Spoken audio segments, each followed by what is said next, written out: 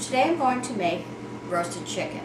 Now normally I buy 2 small chickens like this because they cook a little bit faster and they stay a little bit juicier than buying 1 big chicken, which you have to cook for a longer period of time. So what I'm going to do with this today is I'm going to pull the skin away and I'm going to stuff the inside with a sage butter that I've added smoked sea salt to, which really gives it a great flavor. So we're going to walk over to the food processor and we're going to do our sage butter. So I've got in the food processor, I've got about ½ a stick of unsalted room temperature butter.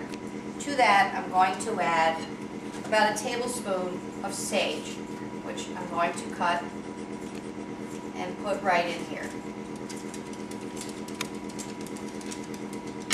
To that I'm going to add about a teaspoon of my smoked sea salt. Now this really gives things a great flavor and I've really been enjoying it lately.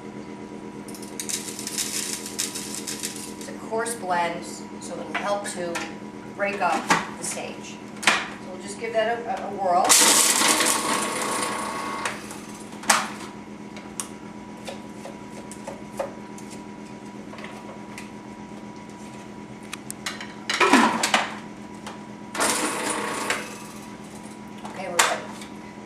Bring it back over there, and we're just going to stuff our chicken and put it in the oven.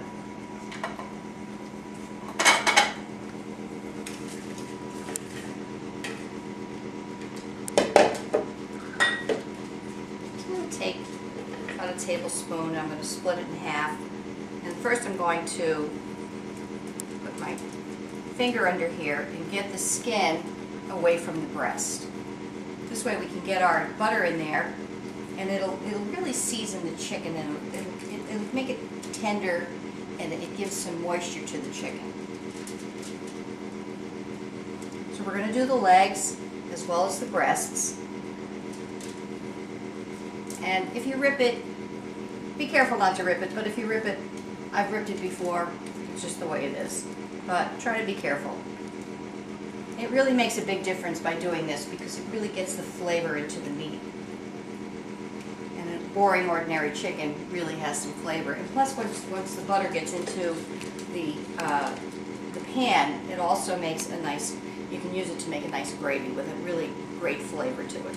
So we're just going to pat it down, put some in the legs,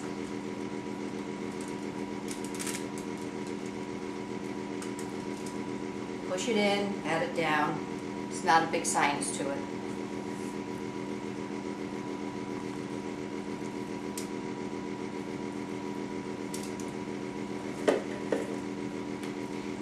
I make about 1 or 2 chickens a week. It's really a great thing to make if you have leftovers. You can use it for sandwiches and all kinds of things. You can even make soup and put it in the soup. So spread this out. Okay, so there's still some in here. Not much, but I'm going to put it in the cavity. Put some of it in the cavity. So we finished putting our sage butter in, and now we're going to salt and pepper the inside of the cavity. Just a little bit in each one. A teaspoon, ½ a teaspoon of pepper. Then we're going to add to each one, we're going to add a lemon, ¼ of a lemon. Gives it a little extra juice, and it keeps the inside moist. We're going to add some sage, we have in our butter.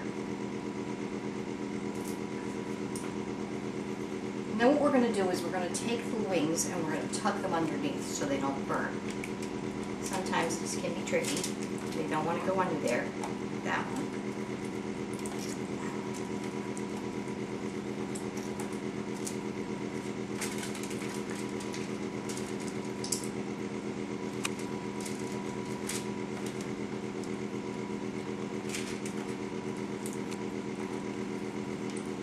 Doesn't want to cooperate.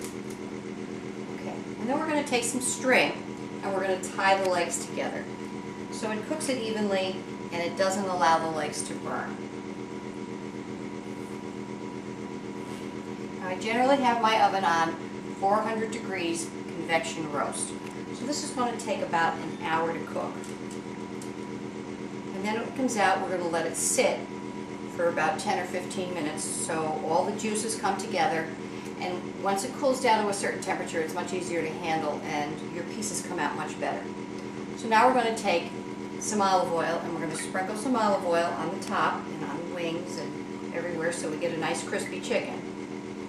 Before I started, I rinsed and patted dry these chickens. So you have to make sure that you have dry chickens to start. So we're going to use the sea salt on this to give it some more flavor.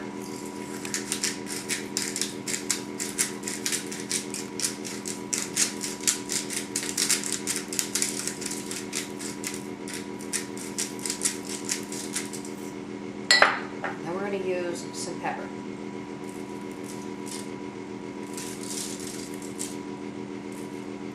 It's just really a very simple meal. Make some mashed potatoes with it. I like it with mashed potatoes and maybe some peas. Okay, so we're ready to put it in the oven. So I have my oven preheated, as I said, to 400 degrees. Slide it in and set the timer for an hour, and in an hour we'll take it out. Okay, so the chickens are done. We've taken them out of the oven. In order to check to see if they're done, we're going to just kind of cut into the leg, and the juices are running clear, so we know that it's ready. So we're just going to cut the strings off, and we're going to let it sit for a few more minutes before we cut it, and then we'll be ready to eat.